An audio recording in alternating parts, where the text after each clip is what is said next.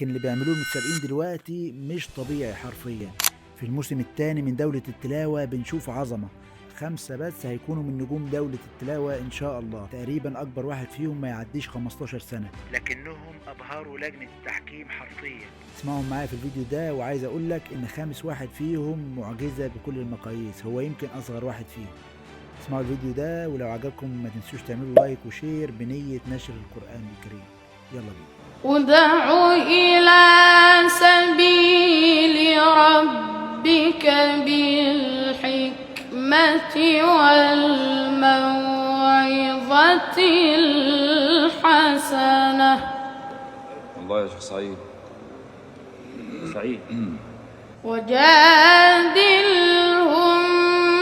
بالتي هي أحسن.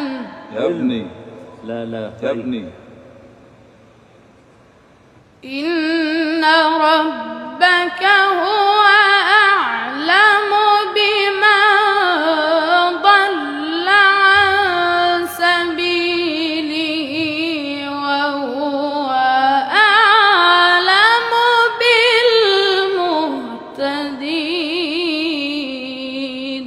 ايوه يا عم، ايوه يا عم يا جميل انت يلا يا عرفت يا جميل. سعيد بقى يا سعيد. ادخل بقى يلا. وإن عاقبتم فعاقبوا بمثل ما عوقبتم به. نعم. جواب حلو زيك كده بقى.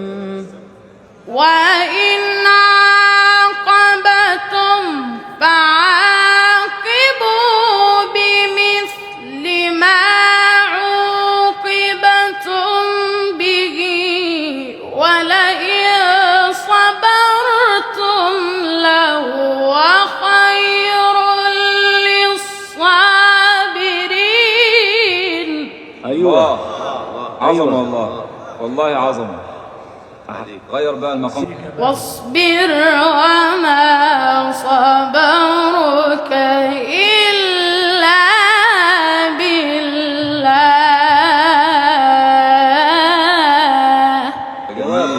جواب بقى يلا ولئن صبرتم بقى لحد عشان نفسك إلا بالله.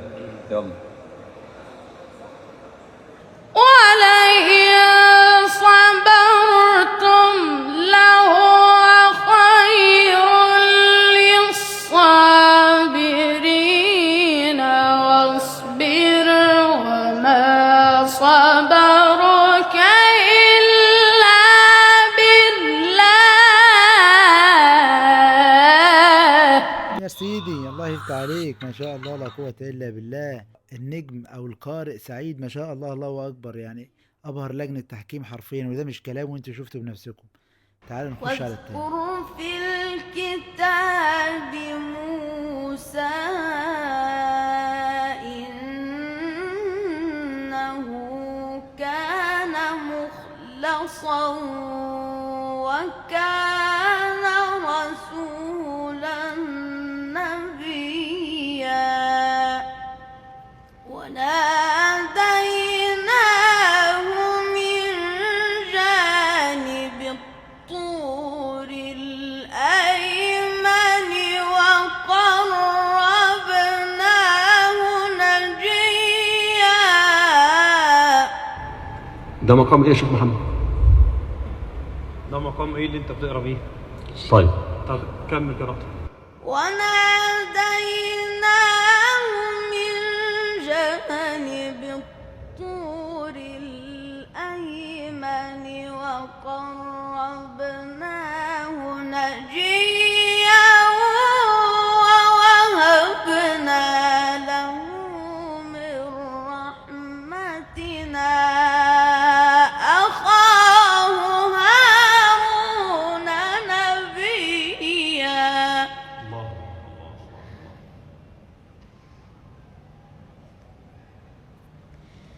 واذكر في الكتاب إسماعيل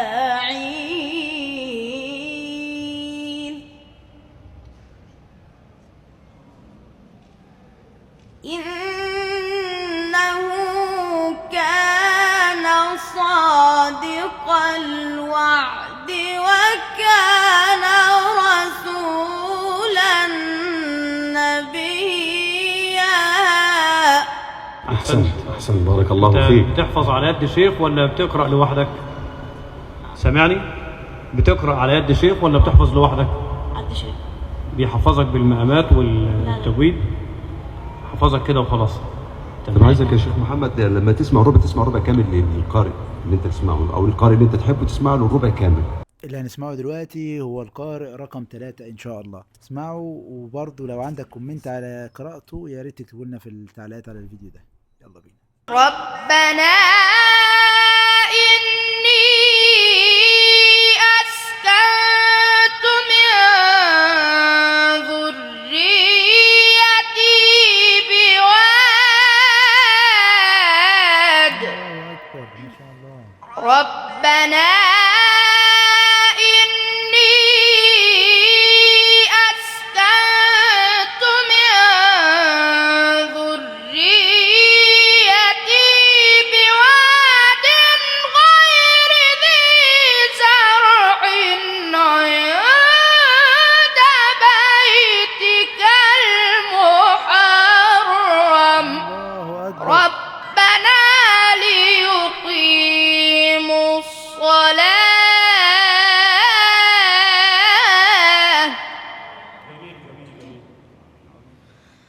ربنا ليقيموا الصلاة فاجعل أفئدة من الناس تهوي إليهم وارزقهم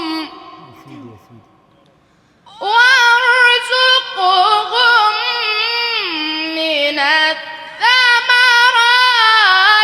لعلهم يشكرون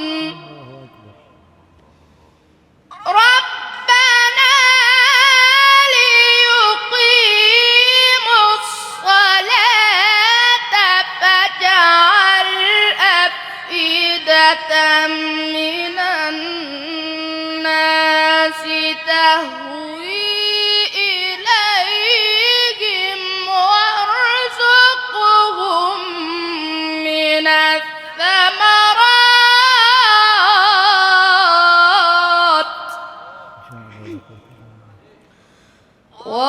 وارزقهم من الثمرات لعلهم يشكرون.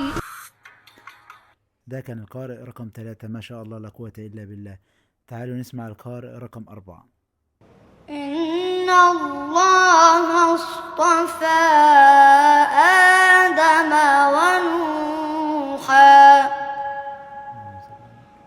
ونوحا وآل إبراهيم وآل عمران على العالمين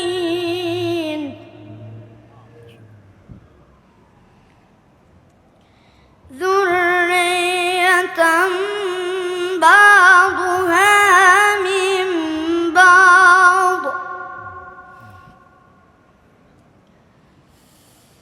والله سميع عليم.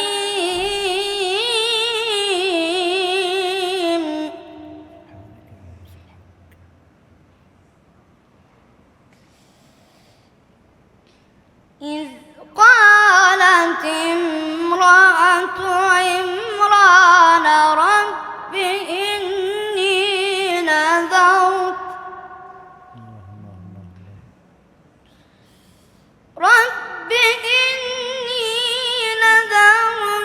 لك ما في بطني محررا فتقبل مني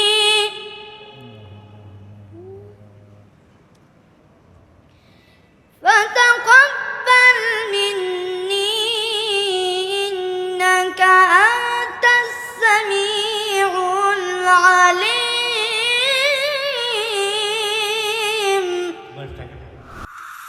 يفتح عليك ويبارك فيك. ده كده كان القارئ رقم 4. تعالوا بقى نخش على القارئ المعجزة الصغير، وهو أصغر متسابق معانا في ال5 قراء دول. يلا نسمعه كده ونشوف رأيكم في الكومنتات. ما تنسوش اللايك والشير بنية نشر القرآن إن شاء الله. الله نور السماوات والأرض. الله. مثل نوره كمشكاة فيها مصباح. الله أكبر. المصباح في زجاجة. الزجاجة كأنها كوكب دري يوقد من شجرة مباركة زيتونة لا شرقية ولا غربية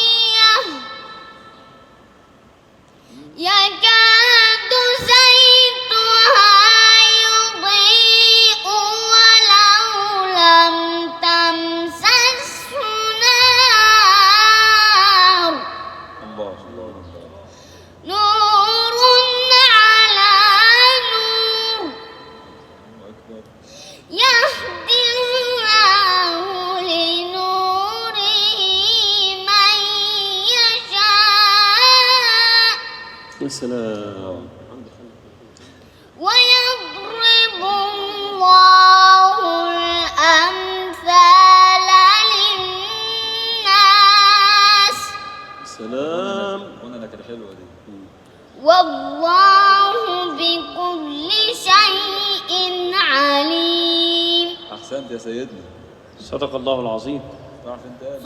فتح الله لكم وبارك فيكم ونفع بكم الإسلام والمسلمين. قبل دولة التلاوة كان كل الناس بتهتم بولادها في حتة الكورة، إن هم هيبقوا زي محمد صلاح مثلا فيوديهم تمارين كورة. بعد دولة التلاوة الموضوع اتغير خالص، بقى كل الناس شايفين القدوة لأولادهم محمد القلاجي ومحمد كامل. الطفل المعجزة عمر علي عوض اللي هو الحنجرة الذهبية وبيقلد عبد الباسط عبد الصمد.